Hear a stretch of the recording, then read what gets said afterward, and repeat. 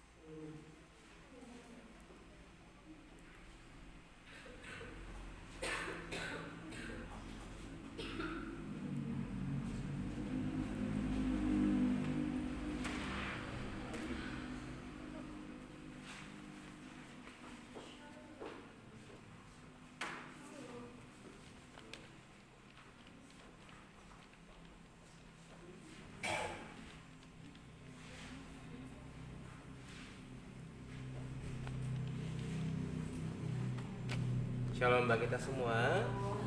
Kita akan berhitung mulai dari nomor 21 dimulai 21, 22, 23, 24, 25, 26, 27, 29, 30, 31, 32, 34, 36,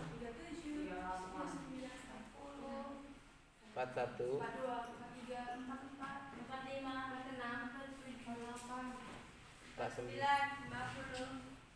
51, 52, 54, 55, 56, 58, 64, 65,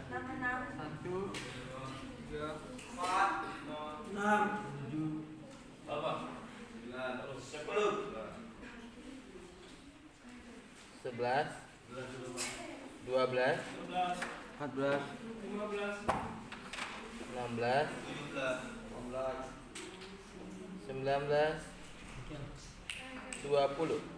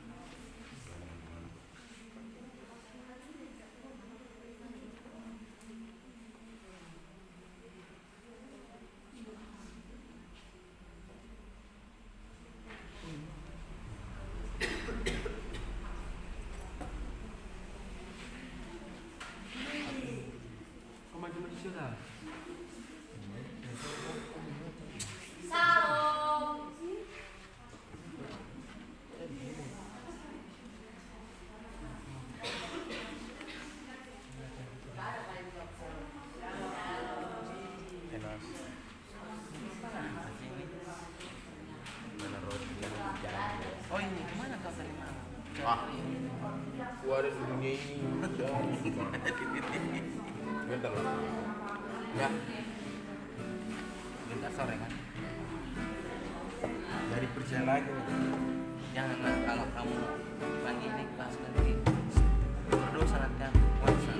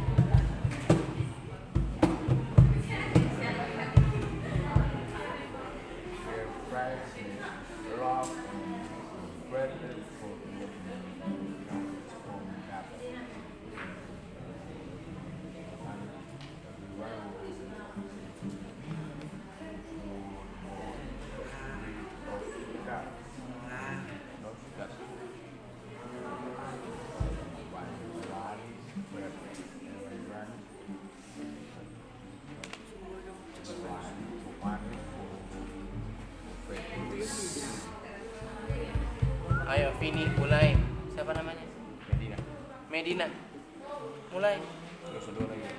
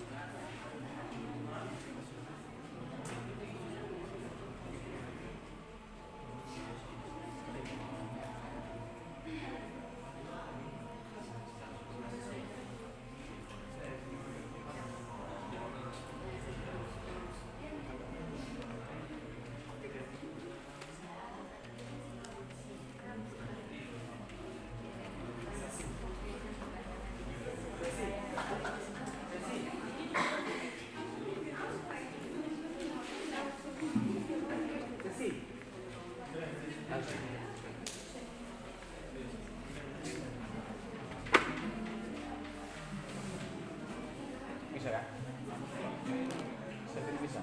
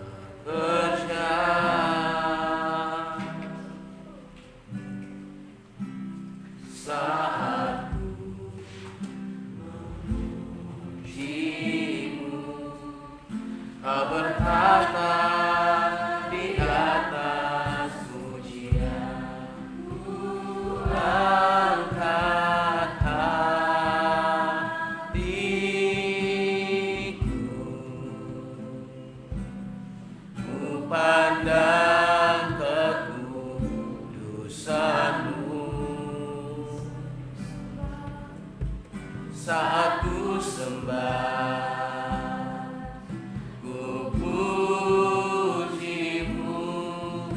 ku rasakan kehadiranmu.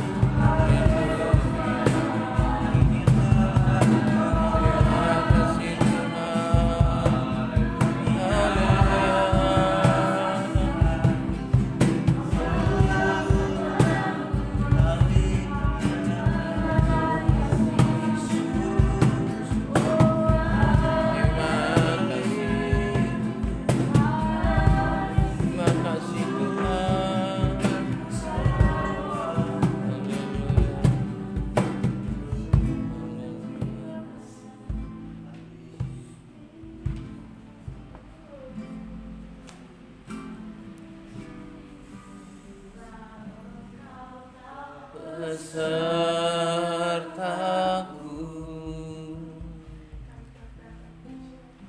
ku tak mau berjalan,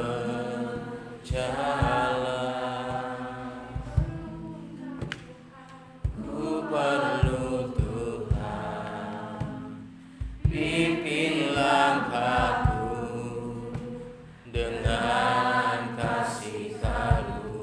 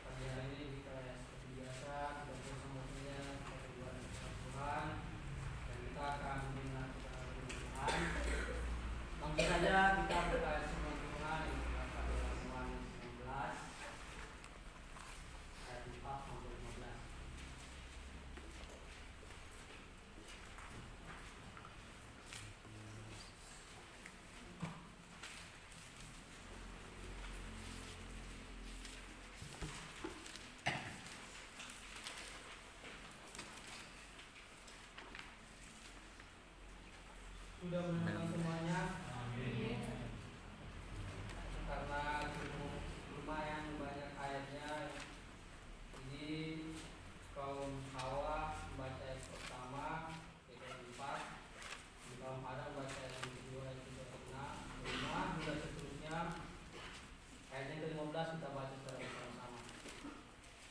Judul atau perikopnya yaitu pekerjaan penghibur. 1, 2, 3. Hal ini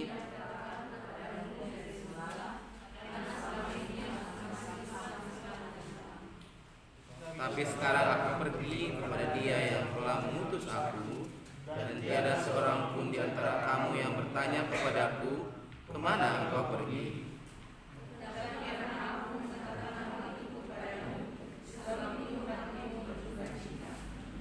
Namun benar yang aku katakan ini kepadamu adalah lebih baik berguna bagi kamu jika aku pergi, sebab jika aku tidak pergi, penghibur itu tidak akan datang kepadamu. Tapi jikalau aku pergi, aku akan mengutus Dia kepadamu.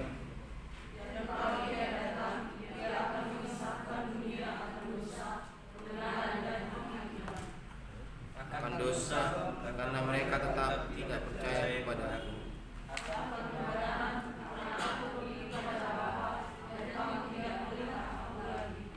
Akan penghakiman, karena penguasa dunia ini telah dihukum.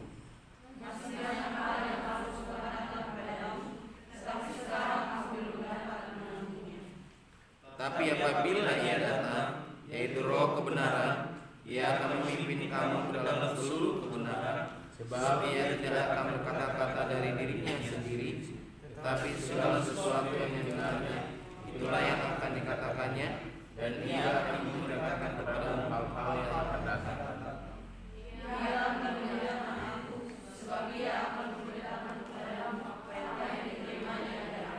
Sama-sama.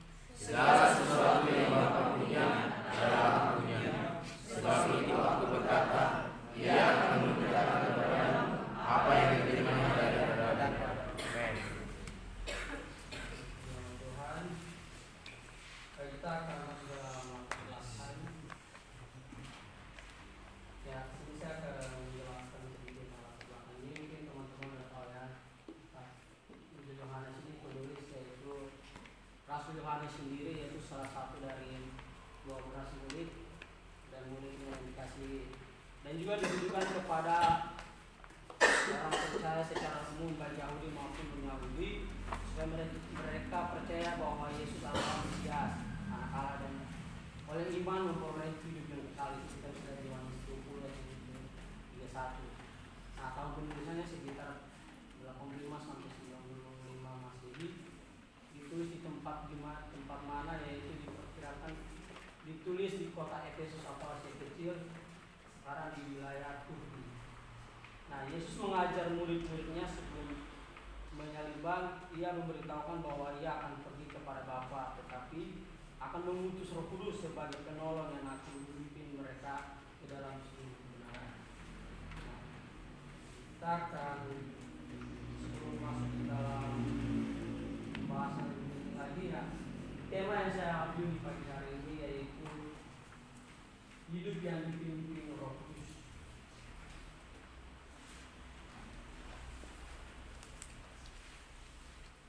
Bentar lagi kita akan merayakan pencurahan Roh Kudus ya. Dan kita siapkan lagu kesaksian untuk beribadah, kita akan ibadah yaitu pencurahan Roh Kudus. Nah, makanya saya ambil firman Tuhan berbicara tentang Roh Kudus yang saya ketahui ya. Nah, teman-teman, apa sih tujuannya Tuhan Yesus memberikan kepada kita ini? Tujuannya apa? Nah, saya akan jelaskan sedikit ini pekerjaan Roh Kudus ya. Nah, pekerjaan Roh Kudus berdasarkan ayat yang kita baca ini ya. Yang pertama itu Roh Kudus sebagai penolong. Nah, Roh Kudus datang untuk menolong orang percaya dalam kehidupan rohani mereka. Itu teman-teman misalnya Yohanes 16 ayat 3 tadi kita baca. Yang kedua yaitu menyadarkan manusia akan dosa. Roh Kudus mengisapkan dunia akan dosa supaya manusia sadar dan bertobat. Itu misalnya Yohanes 16 ayat 8-9. Roh Kudus menyatakan kebenaran. Roh Kudus menunjukkan mana yang benar menurut kehendak Tuhan. Itu misalnya Yohanes 16 ayat 4 menyatakan penghakiman. Roh Kudus mengingatkan bahwa ada penghakiman atas dosa dan kuasa iblis sudah dikalahkan. Nah, itu Yohanes 16 ayat 11. Pemimpin ke dalam seluruh kebenaran. Nah itu yang kelima, Roh Kudus membimbing orang percaya agar hidup sesuai firman Tuhan. Teman-teman bisa lihat di Yohanes 16 ayat 13. Di laptopmu nggak ada? Di laptopmu nggak ada? Ada, cuma sekali buat yang salah lagi ya. Dan juga yang ketujuh, memuliakan Yesus. Roh Kudus bekerja supaya manusia mengenal dan memuliakan Kristus bukan diri sendiri. Yohanes 16 ayat 11. Yang kedelapan, menyampaikan apa yang dari Kristus. Roh Kudus mengambil dari apa yang dimiliki Kristus dan menyatakan kepada orang percaya. Yohanes 16 ayat 15 sampai dengan 15. Nah, tujuan Tuhan Yesus mengutus Roh Kudus ke dunia di sini adalah sebagai penolong buat kita teman-teman. Nah, kita akan masuk dalam poin pertama. Roh Kudus menunjukkan jalan yang benar. Yaitu saat hidup dipimpin Roh Kudus, kita tidak berjalan sembarangan. Roh Kudus akan menuntun kita untuk memilih jalan yang benar sesuai dengan kehendak Tuhan. Ini kita mulai Yohanes 16 ayat 13. Nah, teman-teman kita bisa lihat sebelum Tuhan Yesus naik ke surga, dia menyampaikan kepada murid-murid yaitu di Matius 28 ayat 16 sampai 20. Kita menyatakan bahwa pergilah dan baptislah mereka dan mengajarkan mereka seluruh perkara itu. Pokoknya itu Tuhan mengatakan kepada murid-muridnya supaya mereka melakukan pelayanan Tuhan. Nah, disitulah Roh Kudus akan bekerja dalam kehidupan orang percaya, bahkan juga orang yang tidak percaya. Nah, kenapa Roh Kudus menunjukkan jalan yang benar, teman-teman? Dalam kehidupan kita mungkin dulunya hidupnya punya latar belakang yang beda-beda ya. Mungkin saya nggak tahu dengan teman-teman dulunya buat dosa kayak gimana, mungkin buat kesalahan seperti gimana. Tetapi kita sekarang ini sudah tahu mana yang baik mana yang jahat. Dan juga Roh Kudus itulah yang bekerja di hati kita. Kayak Tuhan mengutus Roh Kudus untuk apa? Menolong kita, membimbing kita ke jalan yang benar. Teman-teman, banyak orang yang masih hidupnya jauh dari Tuhan. Banyak orang juga yang masih hidupnya berantakan, tidak sesuai dengan kehendak Tuhan. Kita di sini adalah orang-orang yang sudah percaya, sudah mengenal Tuhan Yesus, sudah tahu kebenaran firman Tuhan.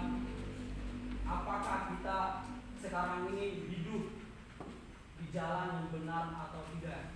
Artinya kita hidup di sini melakukan kehendak Tuhan, apa yang Tuhan mau dalam kehidupan kita sudah lakukan atau tidak? Contoh, kita sudah tahu itu hal tidak bagus. Dengan hal kecil, contoh seperti Eldon minta duit kepada saya 10.000, pada saya ada duit 10.000, tapi saya bisa bohongi dia karena saya juga butuhkan. Nah, dengan hal kecil itu kita bisa berbohong. Nah, padahal kita sudah tahu itu tidak bagus. Nah, tapi di situ Roh Kudus akan mengingatkan kita. Karena kita sudah buat kesalahan baru kita sadar. Karena kita sudah buat dosa baru kita sadar. Pernah nggak teman-teman alami seperti itu? Udah buat selesai baru sadar, salah juga tadi saya. Nah, itulah pekerjaan Roh Kudus untuk mengingatkan kita kembali supaya kita bisa hidup di jalan yang benar. Makanya Tuhan mengutus Roh Kudus untuk apa? Untuk menuntun kita ke jalan yang benar. Oke. Dan poin kedua, Roh Kudus menegur dan mengubah hati. Roh Kudus membuat kita sadar akan dosa, menegur hati kita dan membawa kita kepada pertobatan supaya hidup semakin dekat dengan Tuhan. Teman-teman, kita bisa lihat juga Yohanes 16 ayat 8 itu, Roh Kudus sebagai penghibur, sebagai penolong dalam kehidupan kita. Walaupun kita kadang buat dosa terus, tetap dia selalu setia dalam kehidupan kita. Bahkan ada salah satu roh juga yang tidak mau tinggal diam, yaitu iblis. Iblis pun juga tidak mau tinggal diam. Dia itu sama Roh Kudus itu berlawanan hanya demi kita. Kadang makanya hati kita itu kadang kita berpikir baik, kadang tiba-tiba kita berubah berpikir jelek, bicara orang, ngomongin orang, habis itu kita bertobat lagi. mungkin berapa jam kemudian seterusnya kita ngomongin orang lagi, bohongin lagi. Nah, itulah pekerjaan roh dua itu. Roh kebenaran yang kita percaya dari Tuhan dan juga roh iblis. Nah, bagaimana kita bisa tetap setia dalam roh Tuhan yang selalu menuntun kita? Bagaimana kita bisa tekun terus ke jalan yang benar? Yang pertama ya, kita harus kuatkan iman kita. Jangan sampai iman kita itu goyah atau jatuh atau tergoda dari segala pencobaan yang datang dalam kehidupan kita. Karena karena orang percaya itu tetap dicobai terus sama iblis. Teman-teman tahu Tuhan Yesus saja dicobai waktu puasa. Tuhan Yesus dicobai waktu puasa 40 hari, 40 hari dicobai oleh iblis. Nah, kita pun juga akan dicobai terus oleh iblis. Karena iblis itu sudah tahu kita itu dekat dengan Tuhan, tapi iblis sudah tahu kita itu lebih memilih Tuhan, maka iblis pun tidak bisa tinggal diam. Nah, Roh Kudus pun juga, makanya kita harus benar-benar mengubah hati kita, buka hati kita, biar Roh Kudus itu tinggal di hati kita apa? Supaya Roh Kudus ini menuntun kita ke jalan yang benar. Supaya Roh Kudus itu bisa meneguh kita dan bisa mengubah hati kita.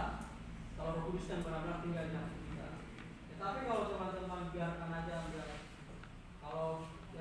begitu saja, ya iblis pun kalau menguasai tubuh kita, ya kita tidak akan pernah alami yaitu pemulihan dari Tuhan. Tapi kalau teman-teman menyerahkan hidup kita kepada sepenuhnya kepada Tuhan, biarkan hati kita dipenuhi oleh Roh Kudus, maka Roh Kudus itu akan menegur kita.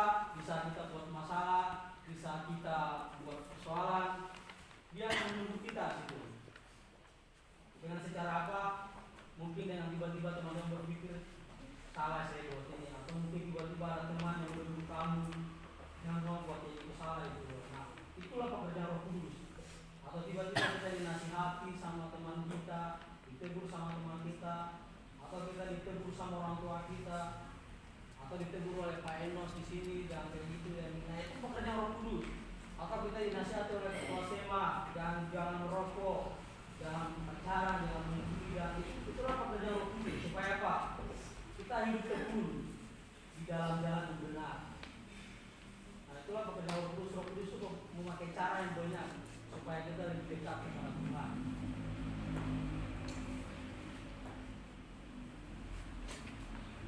Kita masuk ke poin 3. Roh Kudus membawa kita semakin dekat kepada Yesus.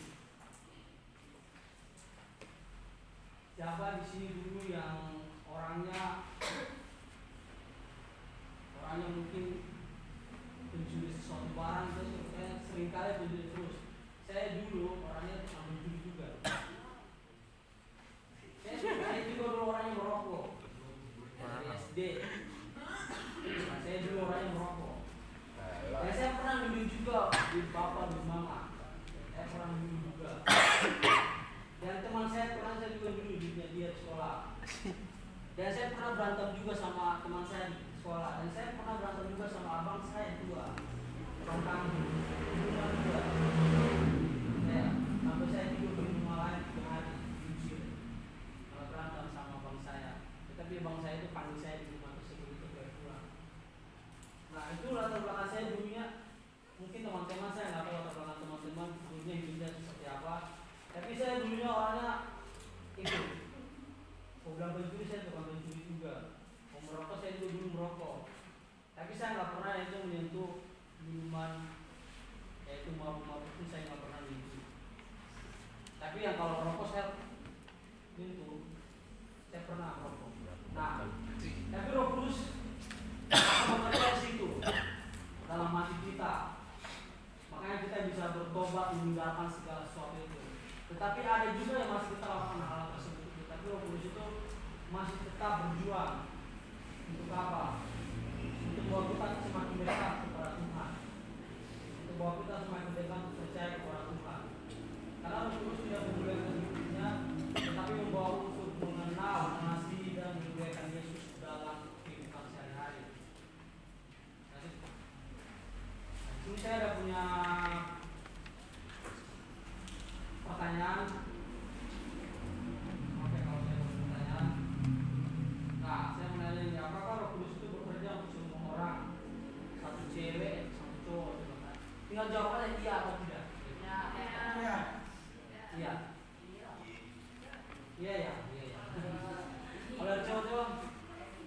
Iya enggak? Iya. Ya, oke. Ya dong. Ya dong. Ya, terus bekerja untuk semua orang. Tujuan terus, makanya Tuhan mengutus Roh Kudus ke dunia itu tuh untuk menegur semua orang, termasuk orang berdosa maupun orang percaya. Roh Kudus dapat menegur dan menjadikan dosa dan menarik setiap orang kepada Tuhan. Itu kita bisa dari Yohanes 16 ayat 8 tadi yang kita baca. Dan juga Roh Kudus dia dalam orang percaya. Ketika seorang sungguh percaya kepada Yesus, Roh Kudus tinggal dalam dirinya sebagai meterai keselamatan dan penutup hidup. Nah, Roh Kudus pekerjaannya dia akan membawa orang untuk percaya kepada Tuhan. Habis itu dia akan tinggal diam di hati kita dan terus menuntun kita ke jalan yang benar. Jadi jangan sampai kita buka celah sedikit buat iblis masuk. Tetapi kita di dunia ini emang nggak ada orang yang sempurna, pasti kita berdosa terus. Tetapi jangan sampai hati kita ini dikuasai terus oleh iblis. Biarlah hati kita ini dikuasai oleh Roh Kudus, dipenuhi oleh Roh Kudus, Roh Kudus itu yang menuntun kita ke jalan yang benar. Oke, sebelum saya menutup ini ada saksi yang next. Nah, siapa yang kenal ini? Ada yang kenal nggak? Cuman, Eber kenal? Pakai kereta. Nah, yang kenal ini cuma Andre. Pastor siapa? Dia pernah khotbah di tempat pelayanan di Andre. Nah, sebelum menutup ini khotbah ini saya akan bicara kesaksian dari Tuhan lagi. Nah, ini namanya dia ya. Saya akan menyampaikan kesaksian dia yang saya nonton ya. Saya ikutin dia juga karena dia live gitu. Bagus kesaksiannya itu berkati. Nah, dia dulu dari zaman dia SMP orangnya hidup dalam narkoba. Sampai dia 3 kali dikeluarkan dari sekolah. Narkoba. Bahkan juga sampai masuk di SMA pun juga dikeluarkan juga dari SMA karena masih pegang narkoba. Nah, habis itu dia karena capek kan, nah dia pengen ikut retreat pemuda lah. Dia pengen ikut supaya dia mikirnya gini, kalau saya ikut retreat mungkin saya ada perubahan di situ, berubah. Nah, habis itu dia ikut retreat sama juga. Dalam kegiatan retreat itu, kegiatan Tuhan itu, dia disuruh pulang. Karena apa? Gak taat dengan peraturan situ, masih bandel. Nah, siapa di sini yang ikut retreat panitia yang memulangkan peserta? Retreat Tuhan, ada nggak yang pernah lihat ini? Saya juga pernah ikut retreat, tapi nggak pernah lihat ini. Tapi dia dipulangkan dari retreat. Karena apa? Dia orangnya keras kepala, bandel banget. Bahkan sambil ditegur pun juga dia malah ketawa-ketawa. Nah, habis itu dia pulang, ditegur, pulang. Dia kembali ke teman-temannya, satu geng mereka itu, narkoba lagi. Pulang bahkan dia mencuri, curi barang-barang orang. Bahkan di rumah dia juga, sebelum dia masuk rumah, orang tuanya kunci pintu dulu, habis itu sembunyikan barang berharga, baru sebelum dia masuk. Karena kalau dia masuk, dia akan nyuri, dia akan bawa itu barang, dia akan jual, hanya beli apa? Obat tersebut. Bahkan dia pernah juga katanya jual skuter, apalagi kompor gas. Itu jual di rumah dia jual hanya untuk apa? Dia membeli narkoba, itu. Nah, habis itu orang tuanya terus berjuang untuk berdoa kan. Nah, orang tuanya adalah pelatih futsal dan juga orang tuanya itu bapaknya itu hobi futsal. Nah, habis itu dia mencuri di daerah sekitar mereka, kompleks mereka, bapaknya pulang. Diteriakin lah maling kan anak ini. Habis itu bapaknya datang kan, ini kenapa ini? Nah, ditanya gini pas anaknya dituduh maling. Nah, mereka teriak bapaknya sama dia maling. Bapaknya juga langsung kena, disebut maling juga. Itu dia langsung kayak gimana ya, rasanya kita langsung malu. Pastor tersebut itu dia langsung malu karena orang tuanya disebut juga maling hanya gara-gara dia kan, dia juga orang tuanya disebut maling langsung. Nah, padahal bapaknya dia ini adalah pelatih terkenal, salah ya, salah. Akhirnya disitu langsung dia dipecat bapaknya ini, dipecat jadi pelatih futsal karena ketahuan disebut maling karena pekerjaan anaknya ini. Nah, tapi di situ orang tua bapaknya bawa pulang dia ke rumah, baru nasihatin dia. Kalau banyak menyampaikan kepada dia. Walaupun banyak hal yang terjadi dalam kehidupan kamu, nah, orang mau jelek kamu, orang mau benci kamu, bilang kau orang yang gak bagus, tetapi saya sebagai bapak kamu, saya akan tetap mengasihi kamu karena kamu adalah anak saya. Nah, dengan perkataan itu yang buat hati dia langsung tergerak. Dengan perkataan itu hati dia langsung tergerak. Dia langsung bertobat dengan perkataan yang disampaikan oleh bapaknya dia. Padahal bapaknya dia itu bergumul sampai bertahun-tahun dengan anak ini sudah berubah.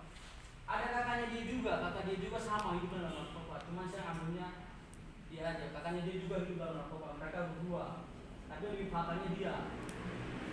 Nah, dia sampai dari orang tua dia bilang walaupun orang membenci kamu, pokoknya dia orang membenci kamu, kau bukan narkoba dan segala macam, tetapi bapak akan tetap mengasihi kamu karena kamu adalah anak saya. Nah, dari situlah dia langsung sadar, langsung dia bertobat.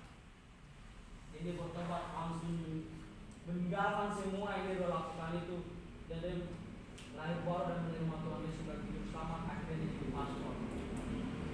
Dan katanya sering khotbah di tempat pelayanan siang. Ambil beberapa foto sama dia. Saya jangan dari pasti saya pernah foto sama dia, pernah khotbah di tempat pelayanan kami. Nah, kalau teman-teman mau tahu kesaksian yang lebih panjang lagi, kalau teman-teman bisa follow saya di TikTok, yaitu namanya dia itu Pastor Ferry. Sekali namanya. Pasti sini sini nggak boleh. Saya nama ini. Itu kesaksian yang khusus, ada khotbah dia di situ, ada pelayanan dia waktu dia ke luar negeri, bahkan dimanapun pelayanannya semua kelihatan di situ. Waktu dia masih hidup dalam narkoba juga ada foto-foto. Cuma saya ada fotonya di ini. Nah, jadi teman-teman, dari kesaksian ini, kadang hidup kita juga kacau, hidup kita berantakan, tapi Roh Kudus membawa kita ke jalan yang benar. Itulah hebatnya Roh Kudus. Itulah Tuhan mengutus Roh Kudus ke dunia, tujuannya seperti itu, supaya kita lebih dekat lagi kepada Tuhan. Amin teman-teman. Amin. Nah, jadi kita akan masuk dalam kesimpulan. Oke, kita baca sama-sama ya. 1, 2,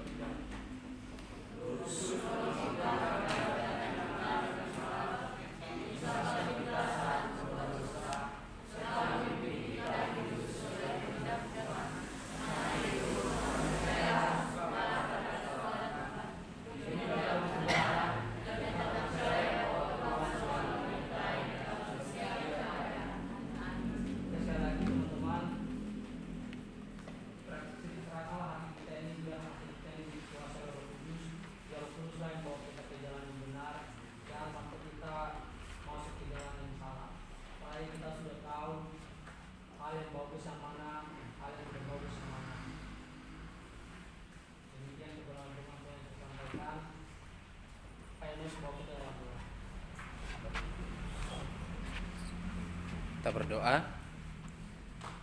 Kami mengucap syukur buat segala kasih anugerah Tuhan dalam hidup kami. Terima kasih buat kebenaran firman Tuhan yang boleh kami dengar. Bila Tuhan kami bukan hanya mendengar saja, tapi kami menjadi pelaku kebenaran firman-Mu. Kau urapi ngeberkati Tuhan Geisler dalam setiap aspek kehidupannya, dalam perkuliahan, dalam pelayanan, dalam keluarganya. Tuhan yang pakai dengan luar biasa. Ini doa dan syukur kami, dalam nama Yesus kami berserah. Amin.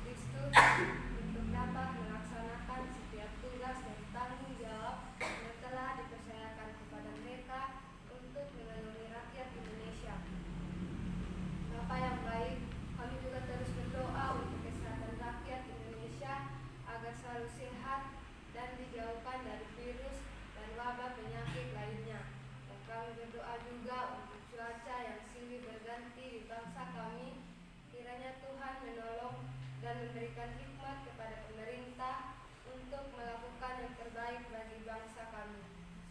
Kami juga berdoa untuk hamba-hamba Tuhan yang terus setia di dalam pemberitaan firman Tuhan, sekalipun ditekan dan teraniaya. Tuhan memberikan roh keberanian dalam memberitakan Injil Yesus Juru Selamat dunia, sehingga banyak jiwa-jiwa yang menerima dan melayani, sehingga Injil Kristus tersebar di Indonesia. Kami juga berdoa untuk pertumbuhan gereja di Indonesia, agar pemerintah melakukan perlindungan di dalam pembangunan gereja-gereja Tuhan sebagai negara yang berlandaskan hukum, agar pembangunan gereja semakin berkembang pesat di negara ini. Semua pokok doa ini kami percaya dan bersyukur dalam nama Tuhan Yesus Kristus. Amin. Kita berdoa untuk PT Santosa Asih Jaya. Bapak yang baik, kami berdoa untuk seluruh pengurus, komisaris, direksi, manajer, staf, karyawan-karyawati yang ada di kantor pusat dan yang di lapangan. Kiranya Tuhan memberikan kesehatan, damai sejahtera dalam melaksanakan tugas dan tanggung jawab, memiliki etos kerja dan penuh dengan rasa syukur kepada Tuhan. Kami juga berdoa untuk pekerjaan yang terjabar, Rumah Rio, Selaga, yang ada di dan tariannya berjalan dengan lancar. Mohon pimpinan dan penyertaan Tuhan untuk seluruh pegawai yang agar dapat bekerja dengan aman dan selamat. Kami juga berdoa untuk outsourcing Pertamina di Ramba. Kiranya Tuhan memberkati segala pekerjaan yang ada di dalam lapangan, dijauhkan dari kecelakaan kerja. Kami juga berdoa untuk tender pekerjaan jasa pelayanan teknik di lingkungan PT PLN atau Persero UID Jakarta Raya di wilayah UP3 Ciputat, UP3 Marunda, UP3 Pondok Kopi, dan UP3 Cempaka Putih. Kiranya Tuhan memberikan kemenangan kepada PT Santosa Asih Jaya. Semua pokok doa ini kami percaya dan bersyukur dalam nama Tuhan Yesus Kristus. Amin. Kita masih tetap berdoa. Kita berdoa untuk perusahaan di Santosa Asih Group. Bapak yang baik, kami berdoa untuk direksi, manajemen PT Riau Asih Jaya. Kiranya Tuhan menolong untuk kebun sawit di Pematang Kudu dan tanah-tanah yang lain agar tidak diambil alih oleh pihak lain. Kami mohon juga agar diberikan proyek-proyek yang baru bagi perusahaan. Bapak yang baik, kami berdoa untuk Koperasi Santosa Asih Agape agar Tuhan menolong pengurus yang telah ditetapkan untuk mengelola manajemen koperasi guna memenuhi kebutuhan pokok warga Santosa Asih Group. Bapak yang baik, kami berdoa untuk PT Tunas Berkat Sentosa. Kiranya Tuhan memberkati kesehatan dan keluarga pemegang saham, komisaris, direktur, dan karyawan head office dan side office. Proyek yang dikerjakan dan tender yang sedang diikuti, kiranya Tuhan menolong sehingga berjalan dengan lancar dan mendatangkan keuntungan bagi PT TBS serta PT TBS semakin lebih maju lagi. Bapak yang baik, kami berdoa untuk PT Gopranata Asih Jaya. Kiranya Tuhan menolong setiap usaha dan proyek serta mengaruniakan perkembangan dan pertumbuhan sehingga menjadi berkat bagi banyak orang. Bapak yang baik, kami berdoa kiranya Tuhan menolong PT Multi Karya Trusindo supaya beroleh anugerah dan kasih karunia Tuhan Yesus Kristus.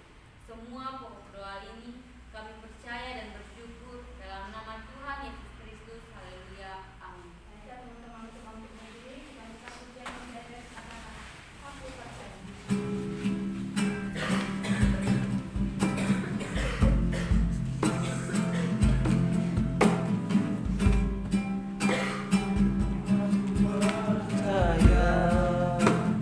Tuhan ku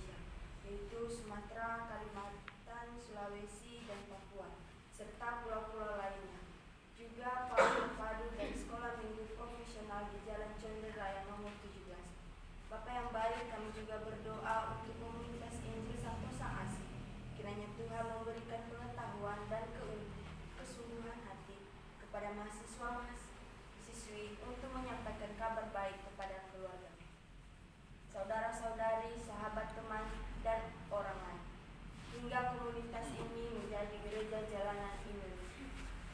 Kami juga berdoa untuk penggerakan Injil Santosa Asih, kiranya berkenan di hadapan Tuhan Allah Tritunggal yang Esa, Tuhan Yesus Kristus. Kami juga memohon untuk pembangunan sarana dan prasarana, baik material maupun spiritual. Kiranya Tuhan menolong dan memberkati. Semua pokok doa ini, kiranya Tuhan beroleh kasih karunia Tuhan Yesus. Haleluya. Amin. Ya Tuhan, kami mengucap syukur kepadamu, di mana pada saat ini kami diberi kesempatan untuk beribadah di hadapan-Mu, dan sebentar lagi kami akan mengakhiri ibadah ini ya Tuhan. Kami mohon pertolongan dan bimbingan Roh Kudus. Bapa, kami mau berdoa buat saudari Chloe yang di mana kakeknya sedang sakit Tuhan. Kami percaya bahwa dokter di atas segala dokter hanyalah Engkau ya Tuhan, dan segala kesembuhan terjadi karena Engkau ya Tuhan. Biarlah Engkau menjamah semua penyakit dan segala yang sakit di dalam tubuh kakeknya saudari Chloe, biarlah kesembuhan terjadi. Terima kasih Tuhan, kami juga berdoa buat kami semua yang ada di tempat ini. Berikanlah kami kekuatan dalam menjalani perkuliahan kami. Biarlah kami mengikuti segala peraturan yang ada di tempat ini, dan kami semakin takut akan Tuhan. Terima kasih Tuhan, biarlah hari ini, biarlah pimpinan Roh Kudus-Mu yang menuntun kami dalam menjalani hari ini. Kami serahkan juga keluarga kami ke dalam tangan-Mu, orang tua kami, Engkau lindungi, Engkau beri kesehatan dan umur panjang. Terima kasih Tuhan, kami berdoa juga buat kepala asrama kami. Biarlah Engkau berikan hikmat dan pengetahuan kepada Tuhan, kasih yang lembut dalam mendidik dan mengharapkan kami sebagai anak-Nya seturut dengan kehendak Tuhan. Terima kasih ya Tuhan, ampunilah segala dosa dan pelanggaran kami, agar hidup kami layak disebut sebagai anak-anak Allah. Terpujilah nama-Mu ya Tuhan, dulu sekarang dan sampai selamanya. Kami mau menyempurnakan doa kami, doa-doa Bapa kami yang Tuhan ajarkan demikian. Bapa kami yang di surga, kuduskanlah namamu, tercapailah kerajaanmu, jadilah kehendakmu di surga. Berikanlah kami hari ini makanan kami yang secukupnya, dan ampunilah kami yang kesalahan kami, seperti kami mengampuni kesalahan kami. Dan jangan membawa kami ke dalam pencobaan, tapi lepaskanlah kami dari yang jahat. Karena Tuhan yang kerajaan dan kuasa dan kemuliaan sampai Silakan duduk kembali dan kami sikat saat teduh sejenak, saat teduh ibadah.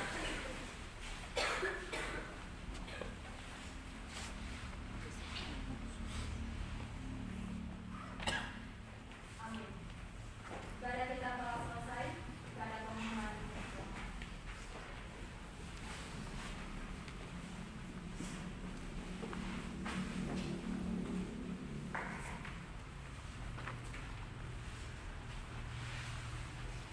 Shalom bagi kita semua. Ya, hari ini yang telat ada Kristianus, Ronald, Bertus, Agus Mita, Arlina, Bernike,